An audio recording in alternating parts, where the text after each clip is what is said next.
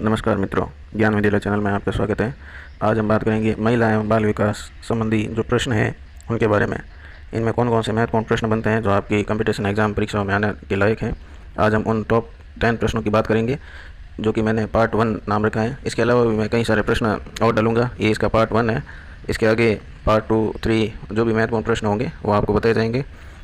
आज हम पार्ट 1 में 10 प्रश्न जो कि बहुत ही महत्वपूर्ण है, जो कंपटीशन एग्ज़ाम में आने लायक हैं, उनके बारे में बात करेंगे। अगर ये वीडियो आपको हेल्पफुल लगे तो इसको लाइक करें और नए अपडेट्स पाने के लिए हमारे चैनल को सब्सक्राइब जरूर करें। तो चलिए शुरू करते हैं। पहला प्रश्न है, भारत में बाल विवाह निरोध अधिनियम किस वर्ष पारित किया गया था? तो इसका सही आंसर है सन 2006 में। आप लोग ये सोच रहे होंगे कि इससे पहले क्या कोई कानून बने या नहीं बने। तो इससे पहले भी कई कानून बने, जैसे कि इससे पहले बाल विवाह रोकने के लिए कई प्रयास किए गए, जिसमें कई समाज सुधारकों ने अपना महत्वपूर्ण योगदान दिया। और देश आज़ाद होने से पहले देश में शारदा एक्ट नामक एक अधिनियम बना, जिसके आधार पर बालक बालिकाओं के विवाह की आयु भी तय की गई थी कि इससे कम उम्र के बालकों का विवाह करना बाल विवाह कहलाएगा।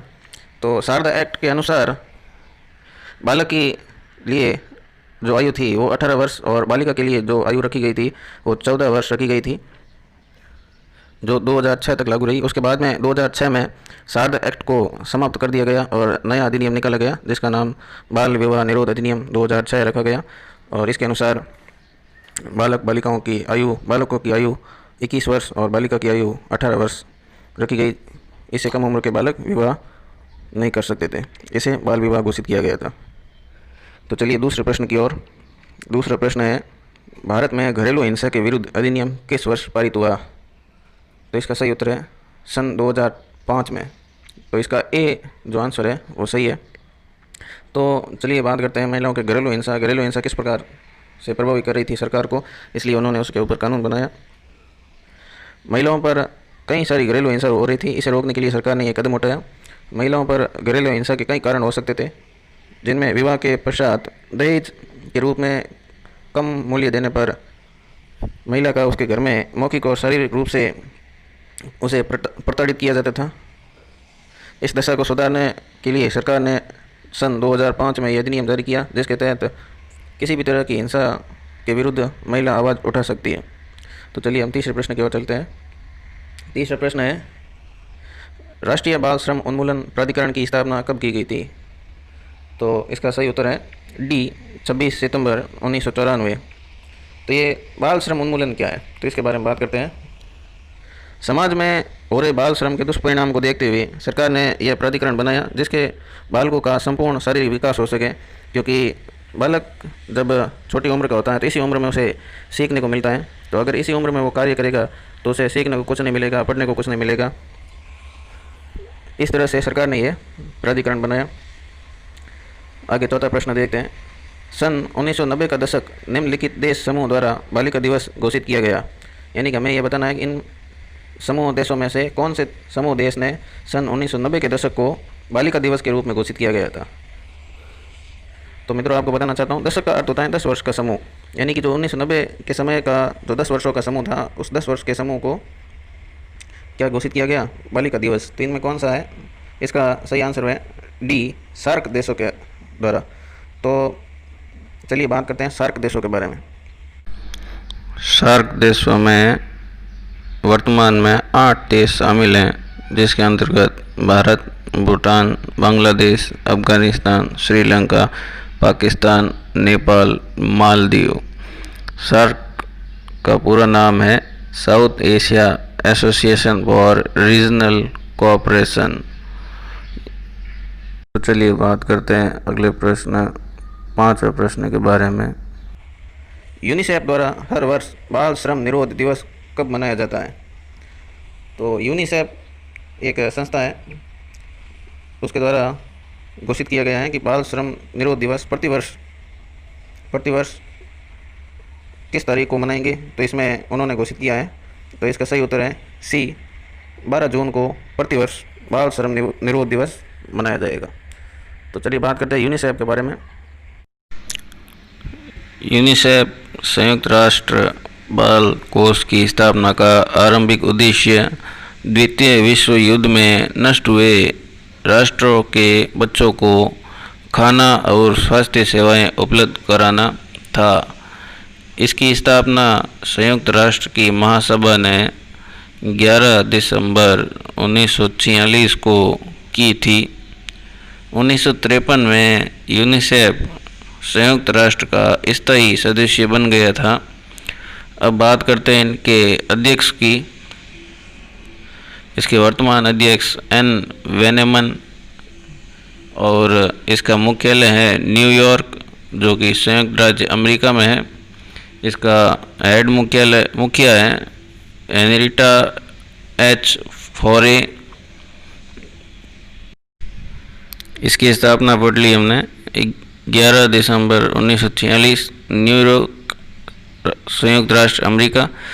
इसकी मूल संस्था है ECOSOC और इसके संस्थापक हैं संयुक्त राष्ट्र महासभा लेडविक रिचमैन।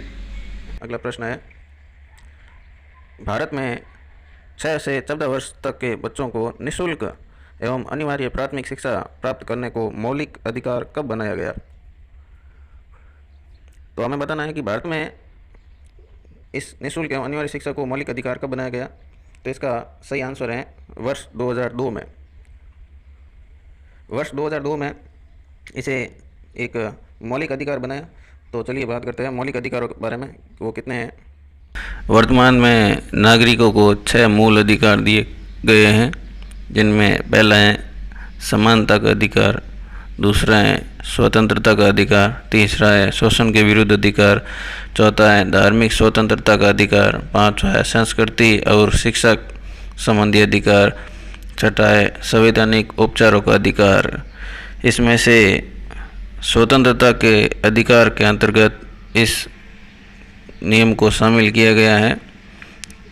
आगे 7वां प्रश्न, निःशुल्क एवं अनिवार्य प्राथमिक शिक्षा को मौलिक अधिकार बनाने वाला संविधान संशोधन कौन सा है? अभी आपने बात की थी कि उसे कब बनाया गया। अब बात करते हैं कि इसे बनाने के लिए कौन सा संविधान संशोधन पारित किया गया था। तो इसका सही आंसर है सी, 86वां संविधान संशोधन के द्वारा बालकों के प्राथमिक शिक्षा का निःशुल्क एवं अनिवार्य मौलिक अधिकार बनाया गया। इस संविधान संशोधन में 6 से 14 वर्ष की आयु को इसलिए चुना गया क्योंकि इसी आयु में बालक शिक्षा ग्रहण कर सकता है। अगर वो इस उम्र में भी नहीं पढ़ेगा तो किस उम्र में पढ़ेगा। इसी बात को ध्यान में रखते हुए सरकार ने इसी आयु को चुना ताकि बच्चे अच्छी प्रकार से शिक्षा ग्रहण कर सके। तो आगे बात करते हैं अगले प्रश्न के बारे में। 8वां प्रश्न है, देश में बालकों को निःशुल्क एवं अनिवार्य शिक्षा का अधिकार अधिनियम कब प्रवर्तित हुआ? यानी कि हमारे देश में ये कब प्रभावी रूप से लागू हुआ? तो इसका सही आंसर है 1 अप्रैल 2010 को। इसका बी आंसर है जो सही है।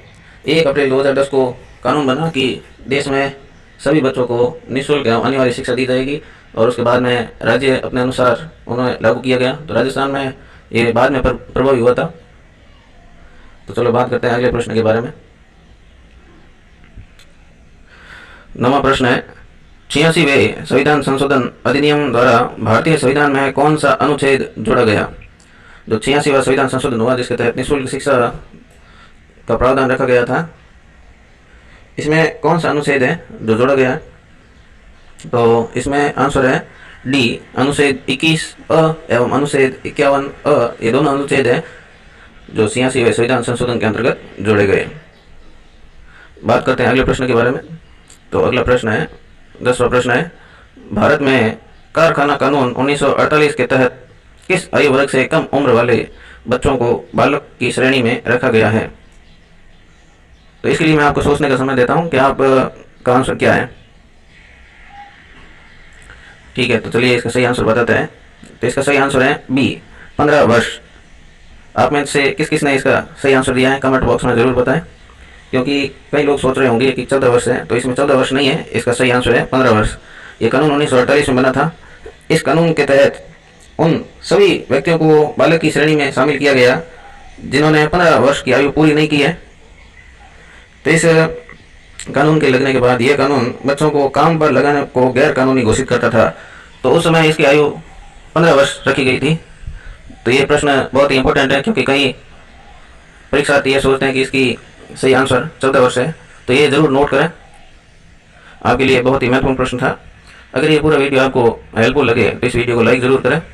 अभी तक आप इस वीडियो को देख रहे हैं तो सब्सक्राइब जरूर करें, ताकि आगे भी और वीडियो आपके लिए ला सके। और इसका पार्ट 2 देखने के लिए ऊपर दिए गए आई बटन पर जरूर क्लिक करें।